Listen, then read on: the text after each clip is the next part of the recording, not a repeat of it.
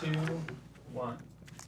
Well, hello, everybody. I'm Jeremy Boring, God King of the Daily Wire. And as many of you know, if you were tuned in last Thursday to the Michael Knowles Show, we've made some changes here at the Daily Wire.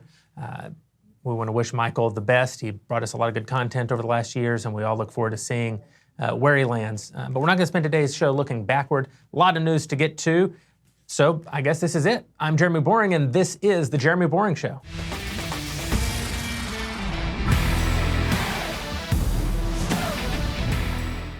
So we're obviously trying to save a little money on those opening graphics. We promise to do better, but let's get to the news. Another 72 hours have gone by, and in Donald Trump's America, that is a lifetime. Plus, Alexandria Ocasio-Cortez said some just crazy stuff. First, though, before the news, we got to make a little money, honey. So let's talk about our pals over at Movement Watches. Movement really, listen, I consider myself a watch guy. I own quite a few very nice watches. But the Movement Watch, I have to say, it just shocked me. This is a great product. Tells time like a champ, and you can get yours over at movementwatches.com.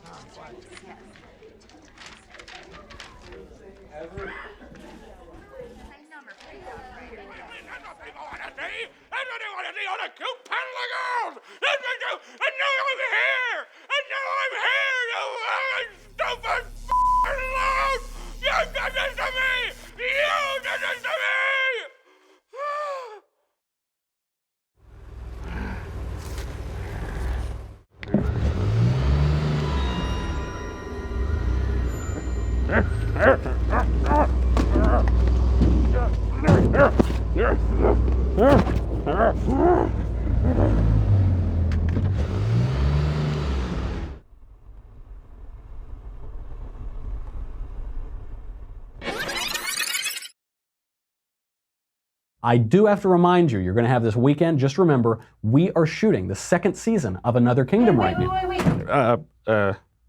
Hello, sweet little Elisa? Triplets! Oh my, hold on just 1 second. Ben just needs something. Yeah, but what is it, Ben? It can wait. You know what? It can wait. It can wait. You sure? Yeah. It can wait. Thanks.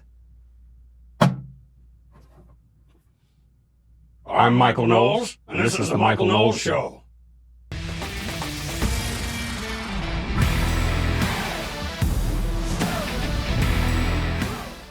All right, we're back. A lot to talk about today. I feel like I've been gone for a while, but we have made it. We've made it to the 200th episode, so thank you to everybody who's been listening and watching. This feels really good. Nice, still hanging around here in the broom closet. So much to talk about today. It was a big weekend, very big weekend. There was the Unite the Right rally that I think like 4 people showed up at, but it was a great opportunity for the left to become very violent and threaten to murder the president, and for the mainstream media to be hypocritical, and for former White House employees to be hypocritical. And Donald Trump has this amazing knack for forcing his opponents to be honest. He does this with the Democrats, admitting that they're socialists. He does this with teachers, admitting that they're indoctrinating students. People are just honest. He forces his opponents to project what they accuse their opponents of, the lefties, the anti-Trump people. What they accuse their opponents of is what they are doing themselves. We'll go through that bit by bit. Before we do that, let's make a little money, honey, huh? Let's keep this show on the air. Let's keep the lights on. And we got to thank Thrive Market. Thrive Market is really, really good. You know, there was a time when I was basically living in the gutter, and I would just, I was a bachelor is what I'm talking about. I would eat, whatever sludge was in my fridge. Now I use Thrive Market. Go to thrivemarket.com/Michael, Michael. It is revolutionary. It's the online marketplace on a mission to make healthy living easy and affordable for everyone. You can shop for thousands of the best-selling non-GMO and natural products, always at 25% below to 50% below traditional retail prices. I love their olive oil, but they have so much stuff: food, snacks, vitamins, supplements, personal care, eco-friendly cleaning, all that. Look, you're worth it. Don't keep putting sludge into your body. Let Thrive Market make it easy for you. More than 70% of the Thrive Market catalog cannot be found on Amazon. It's the largest retailer in the country that sells exclusively non-GMO groceries. They're really good. Let me give you some free food to celebrate my 200th episode. Users will get $20 off their first 3 orders of $49 or more, plus free shipping. Most shoppers are going to spend more than that anyway. There's so much good stuff. Do the math. You spend $49, Thrive automatically gives you back $20, so your total purchase becomes $30. You get this deal 3 times in a row. That's a lot of math, more math than I can handle. Get $60 worth of free organic groceries. ThriveMarket.com/Michael, M-I-C-H-A-E-L. Instant $60 of free groceries. ThriveMarket.com/Michael. So much to get to today. So let's just begin. A lot happened. That Unite the Right rally happened in Washington, D.C. You remember this from last year, the Unite the Right rally that very few mainstream right-wingers went to, if any. Unite the Right, it happened in Charlottesville. That poor girl got killed by a crazy guy in a car. And what this is showing for the media and the left is that our moment right now is the I know you are, but what am I moment. The Unite the Right rally was really a Unite the Left rally. They're trying to make it a Unite the Left rally. They want to use these boogeymen, these handful of wackos, to unite the left, because the left is having a civil war right now. The left is at war with itself. So last year, this Unite the Right rally, just if you didn't remember, I know the media put it wall-to-wall coverage. It was this small gathering run by white nationalists. Jason Kessler, Richard Spencer was there as well. And what the left tried to do is smear conservatives and Republicans as being part of these white nationalist alt-right groups. And now this is ridiculous. As I explained in my PragerU video, the alt in alt-right is alternative. It means an alternative to American conservatism. So we have American conservatism. We talk about our rights which come from God. We talk about traditional, not only religious senses, but all of the rights and the culture that have come out of that Judeo-Christian morality, all that have come out of Western civilization. The alternative right rejects that, and it basically goes back to a tribal racialism. It's so ridiculous to compare the alternative right or white nationalism to conservatism. I almost don't want to do it, but let's just kick the mainstream media out here. Here is a clip of Richard Spencer explaining what he and his buddies think. What does Richard Spencer actually believe? No individual has a right outside of a collective community. You have rights, not eternally or given by God or by nature. Who gives them to us? You have them because you're a part of this community. Ultimately, the state gives those rights to you. So the state is the source of rights, not the individual. It simply is. What would be your take on, say, Reagan? I do not think that he was a great president. Who's your favorite president? There is something about Jackson. There's something about Polk as well, someone who only served one term. But I mean, Jackson and Polk, as you know, both Democrats. Party is just the vessel that one uses. I mean, Jackson's the founder of the Democratic Party.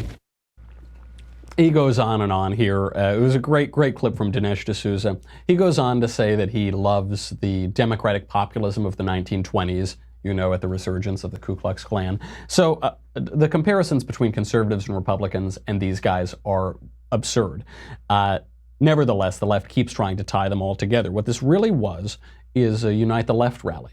And the reason we know that is virtually, on the 1-year anniversary, virtually nobody showed up from the right side of the alt-right or the white nationalists. Virtually nobody in Charlottesville, virtually nobody in Washington, D.C.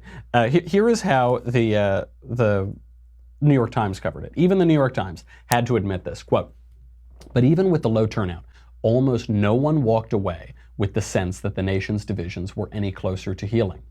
Listen, even with the low turnout in Charlottesville, very few, if any, right-wing people and a ton of Antifa protesters just, ready to smash the police. They said, but our nation's divisions aren't healed yet. Yeah, they're not healed because of the left. Virtually no alt-right white nationalists. There are none of these people. There are statistically 0 of these people in the country. But the left comes, they start, threatening the police, start screaming, getting violent. They say our nation's wounds are far from healing. No, you have a violent left. You have a mythic, violent right. There was that one awful example last year at the Charlottesville protests. Other than that, you don't really see violence on the right. You see a ton of violence on the left. The New York Times goes on, quote, "A similar dynamic to the one in Washington played out in Charlottesville on Sunday, where few, if any, far-right demonstrators could be found, and where the most palpable tensions developed between left-wing protesters and the police, whose presence in the city was heavy, and some argued heavy-handed." So Charlottesville Part 2 wasn't white nationalists versus communists, Nazis versus communists. It was lefties versus the police. And by the way, the argument last year, the lefties were so angry because the police didn't do enough to protect people and someone ended up getting killed. So this year, the police came out in full force. They say, we don't want the police in full force. What do you want? What does the left want? The left wants destruction. That's what they want. They want to whine and complain and tie conservatives and Trump supporters to these neo-Nazi types. And it's so transparent. They are so projecting. Outside of the White House, in this Unite the Right rally, there was Jason Kessler, the organizer of it, and maybe a couple dozen white nationalist types, maybe 20. Some outlets reported there were about 20 of them with police protection. They did their thing. And there were a zillion Antifa protesters. These are some of the things that Antifa was saying outside of the White House. Quote, "It takes a bullet to bash a fash." Okay, that's a little violent. They said, murder Trump, do him like Gaddafi, the Libyan dictator who did not have a happy end a few years ago. Another sign, "I can't believe I have to protest Nazis in 2018. But you don't have to protest Nazis in 2018. There are virtually no Nazis in the country. There are statistically 0 Nazis in the country. They're under police guard because they would have been killed, all of them, if they had been without protection. And they're all, I mean, look, the left is promising that, right? They're saying, we're going to shoot these people. It takes a bullet to bash a fash. You don't have to protest Nazis. It's very hard. It's very hard for the left right now because everything is going so well. The economy, foreign policy, domestic affairs, everything is going so well, so they have to invent boogeymen. They have to invent these Nazis. They say, it's 2018, we have to protest Nazis. No, you don't. Just let them have their little stupid thing and nothing's going to happen. There are 20 of these people in the country. It's okay. Where does the threat really lie? Is it these Nazis, these neo-Nazis, where they can get 20 of them at their national rally, if that? Or does it lie in actual threats to the country? Last week this was covered up by the mainstream media. Very few people covered this. There was a terrorist training school that was discovered in New Mexico. Siraj ibn Wahaj was caught, along with some other adults, training these children, keeping them in deplorable conditions, and training them for school shootings, to carry out jihad, to carry out terrorist attacks. Now, does that name sound familiar? Siraj ibn Wahaj? Probably not. But if it does, that's because his father was a co-conspirator in the 1993 World Trade Center bombing. Where does the threat really lie? Where does the threat really lie? From these crazy right-wing types, these white nationalists? There are 5 of them in the country. Or does it lie in Muslim terrorists who have attacked our country many times? And we just stopped a plot last week. Does it lie in Antifa, who is getting violent, which is threatening to murder the president, but beyond that is actually roughing up journalists? The attacks on the media are the most transparent here. How many times have we heard Donald Trump is attacking the press, he's assaulting the press, Trump supporters are assaulting the press is unsafe? Well, look back over the weekend at the Unite the Right rally, which was really Unite the Left, because the only people at these rallies were left-wingers. Look at that. Some media were attacked there. They weren't attacked by the right. Here is some footage from an NBC reporter.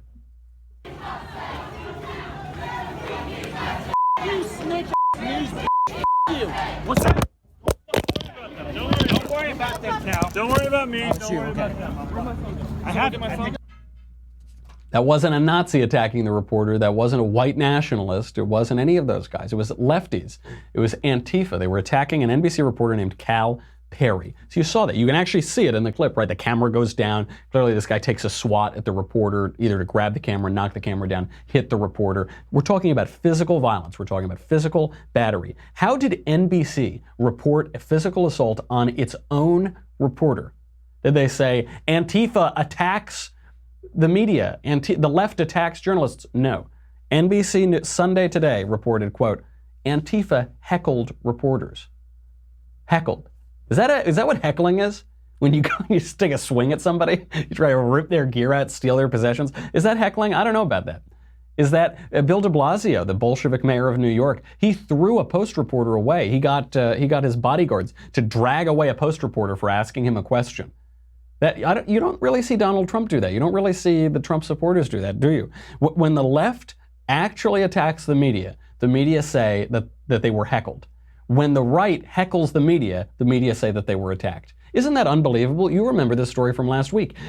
Jim Acosta, the Ron Burgundy of CNN, is surrounded by Trump supporters, and they're heckling him. They're not physically intimidating him. They're not punching him. They're not grabbing his camera or his microphone. They're just heckling him. They're saying CNN isn't very good, you know. CNN is fake news, whatever. And he said this was an attack. We're under physical threat. Just roll the clip. Here is Jim Acosta discussing this. He goes to the press, or he goes to some other things that just make his base get into a frenzy and forget all the other stuff. That's what it is. It's a big, shiny silver ball at the detriment of a free press. That's a serious moment in a serious place. And Jim Acosta's life, in my opinion, was in jeopardy that night. There was a safety issue. His life was in jeopardy. Jim Acosta's life was in jeopardy. Do we have the clip of Jim Acosta discussing this event himself? Do we have that? We don't have it. All right, we'll have to add it in post. There's a clip, Jim Acosta saying, I felt like I wasn't in America. I wasn't in America. Oh my gosh, where was I felt? At what point was Jim Acosta's life in jeopardy? Were the mean signs going to attack him?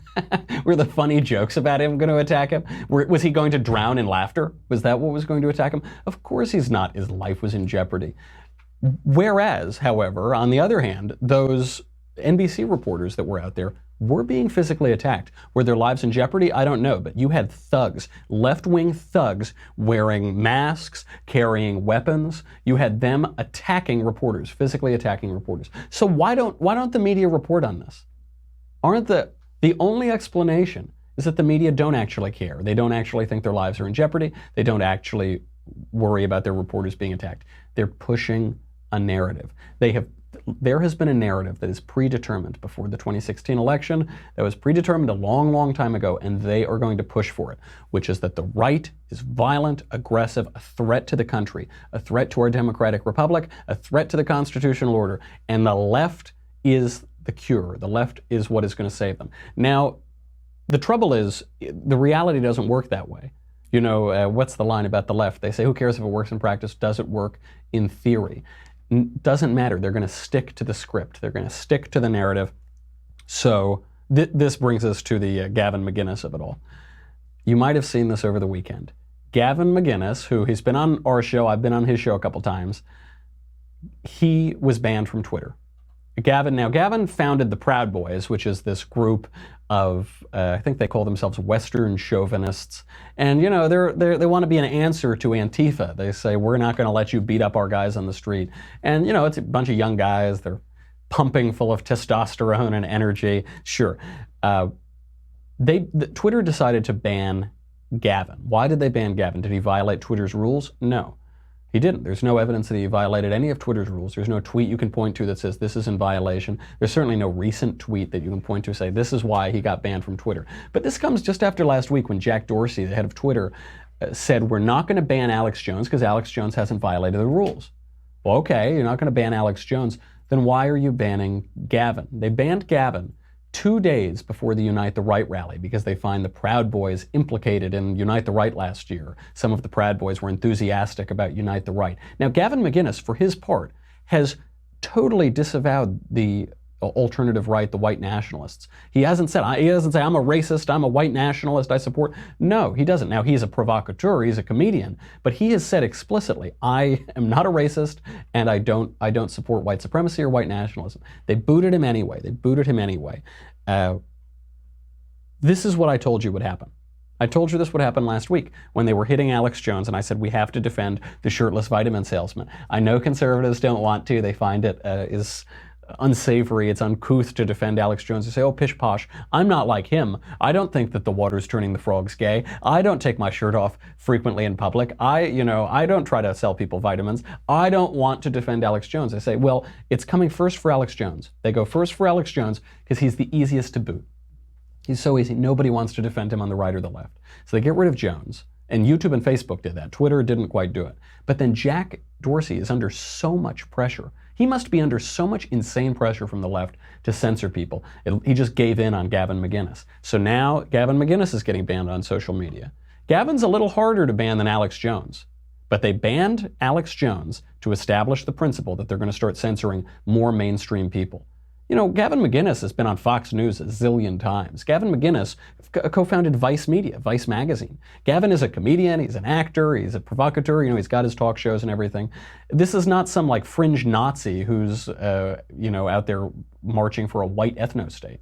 He's a little bit more, now he's not totally mainstream, right? He's still kind of punk rock, Vice Media, right? But they established the principle with Alex Jones. Now they're going to push it to Gavin McInnes. And Gavin sent out a statement when they banned him. They said, you know, they're coming for you next. They're probably going to go for Breitbart.com.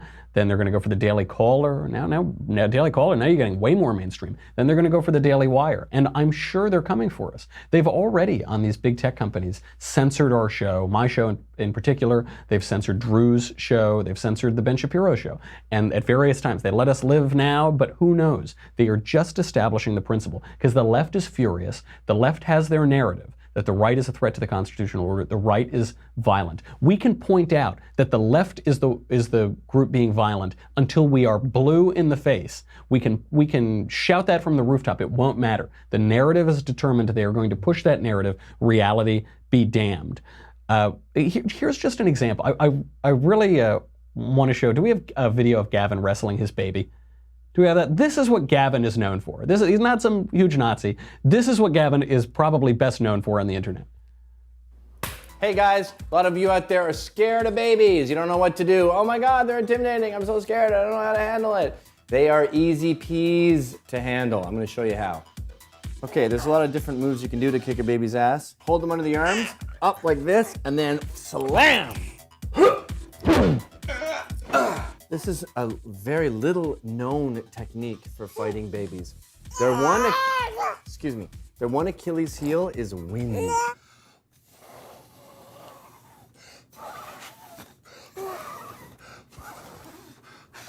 You think you got what it takes? You think you can take your old man? A lot of the fear of babies is assuming that their punches or their scratches or their slaps hurt. They don't actually hurt. Watch this. Doesn't hurt.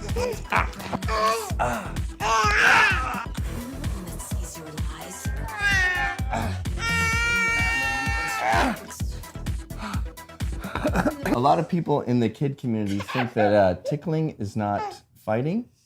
That's not true.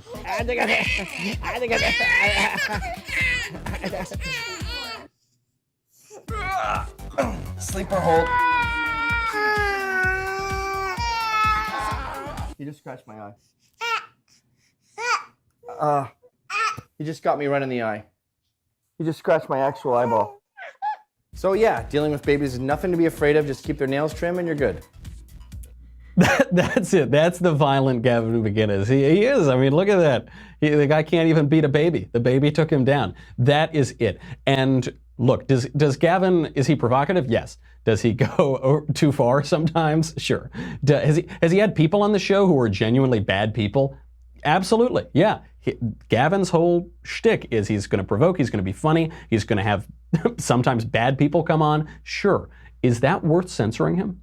Is that why we should censor him? No. The clip that has actually been going around Twitter to prove that Gavin is this evil guy and further this way of banning conservatives is this clip in which he's talking to, I think, Steve Malzberg, and he says that violence sometimes solves problems. Here he is.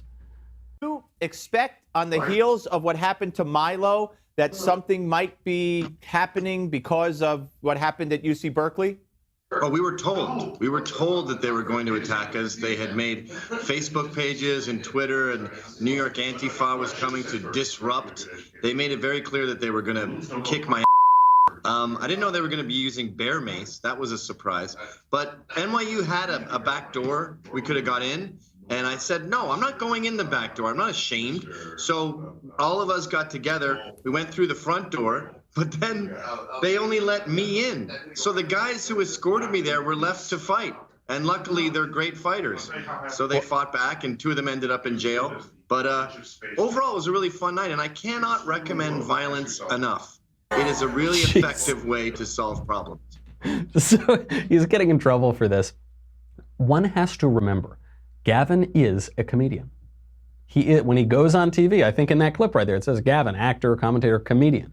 He says things that are funny. So what you expect him to say is violence isn't the answer. But what he's saying is, look, these lefties were very violent. I had to be escorted in. I had to go in. So clearly violence does do something. It does solve problems. But this is to be provocative. This is out there.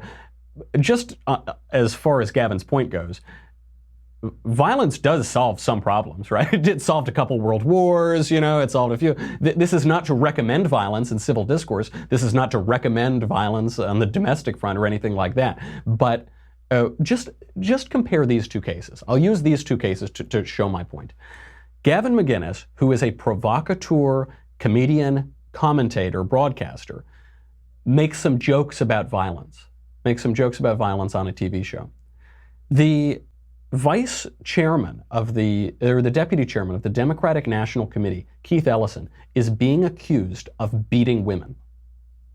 Gavin McInnes wrestles his baby in a video, and then the baby beats him. And he tickles the baby, and then the baby beats him. The deputy chairman of the DNC, Keith Ellison, is accused of beating women by his ex-girlfriend and by her son. Which one is getting play in the media? Which guy is getting kicked off Twitter? Is Keith Ellison kicked off of Twitter? No, because he didn't make a video wrestling a baby, so he doesn't get kicked off. Oh no, it's Gavin gets kicked off Twitter. Keith Ellison, listen to these accusations. Look, I get it, we're in an election cycle. Sometimes there are false accusations that come out. This happens with some frequency, so again, it's not that you have to believe these things, but they're being treated with no seriousness by the mainstream media. Big tech isn't saying they're going to censor him. The mainstream media are not taking this seriously. I'll read the accusations for you. You can decide what you think yourself. This is from the son of an ex-girlfriend of Keith Ellison. Quote, "My name is Austin Monahan, and I'm writing this letter on behalf of me and my brother. My brother and I watched our mom come out of pure hell after getting out of her relationship with Keith Ellison, deputy chairman of the DNC. For several months, we knew something wasn't right and couldn't figure it out. When we asked our mom if everything was okay, she told us she was dealing with some stress and would be okay. In the middle of 2017, I was using my mom's computer, trying to download something, and I clicked on a file. I found over 100 text and Twitter messages and video almost 2 minutes long that showed Keith Ellison dragging my mama off the bed by her feet, screaming and calling her an effing lady dog. You can fill that in, and telling her to get the F out of his house. The messages I found were mixed with him consistently telling my mom he wanted her back, he missed her, he knew he effed up, and we wished he could do things different. He would victim shaming, bully her, and threaten her if she went public. I texted him and told him, I know what you did to my mom and a few other things. I met up with my mom that night and asked her what happened. She said nothing happened until I told her I saw a video and hell of a lot of messages saying something different. She finally talked. My brother and I were so angry and hurt for our mom, we were ready to go public, but our mom begged us not to, and she, along with others, convinced us it wasn't in our mom's best interest. So, that's the testimony from the kid. He's using his own name, is using his mother's name. The mother now is making these allegations too, it seems. And so at least their names are on this. I get it, it's before an election, but the story isn't logically impossible. Plenty of women in abusive situations don't want to talk about it. Perhaps the majority of them don't want to talk about it, want it to go away. They feel embarrassed. They feel some shame for it. Now this is coming out.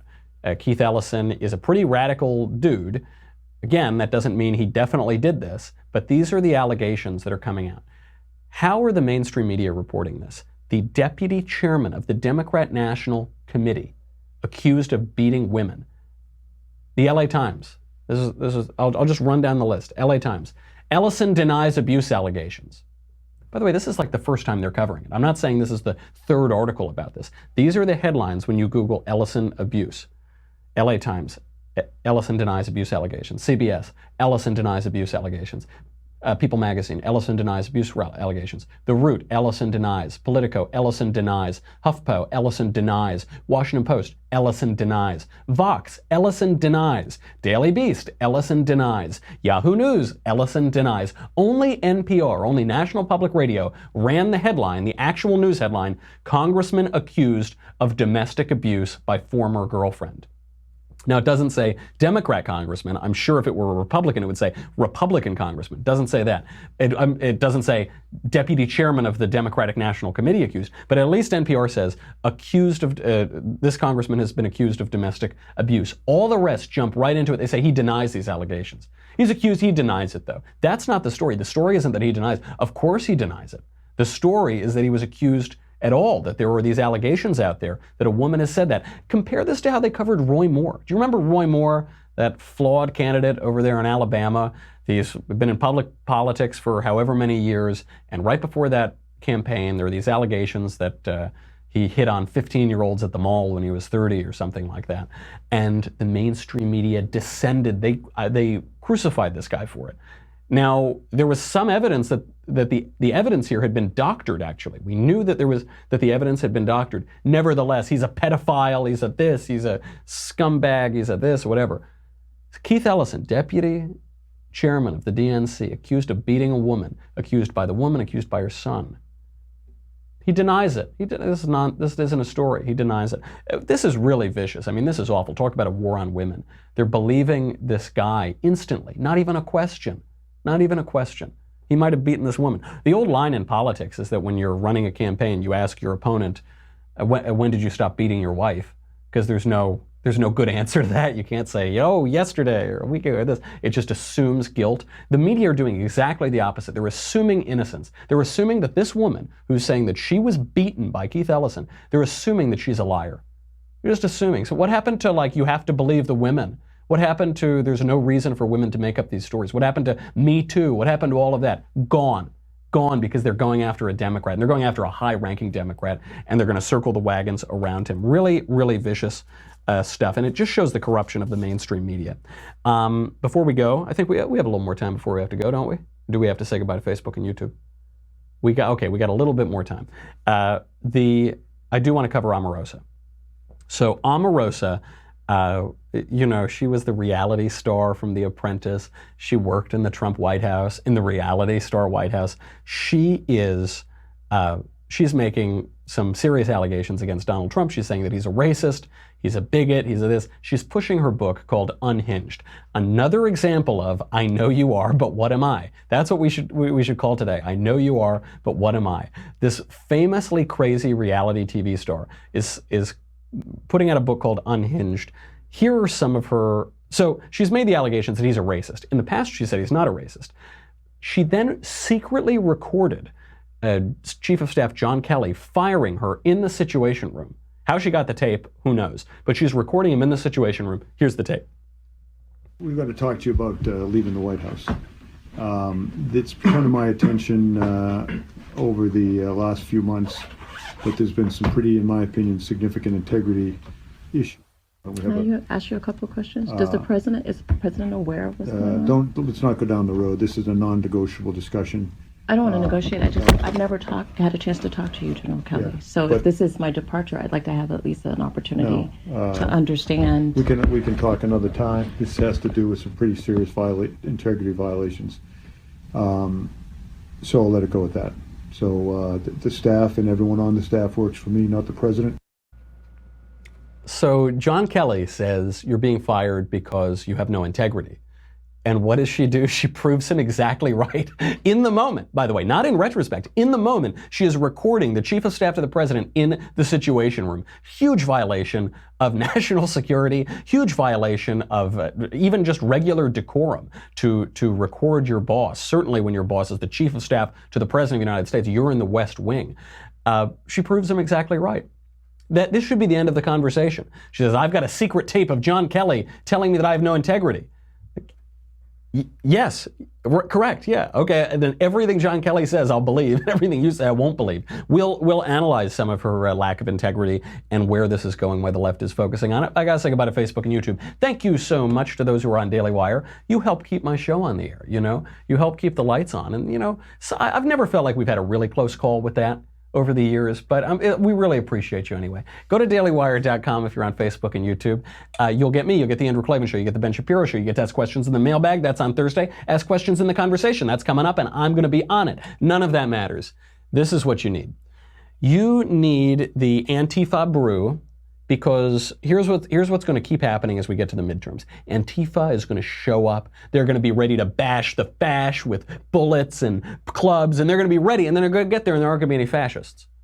They're so ready, they're probably going to hit each other. They're going to start hitting the media or something. Either way, there are going to be a lot of tears. You're going to need the leftist tears template, or otherwise you're going to drown. Go to dailywire.com. We'll be right back. I'm going to defend Stephen Miller. I'm going to attack Omarosa, and then I'm going to show you my favorite baseball player in history. Be right back.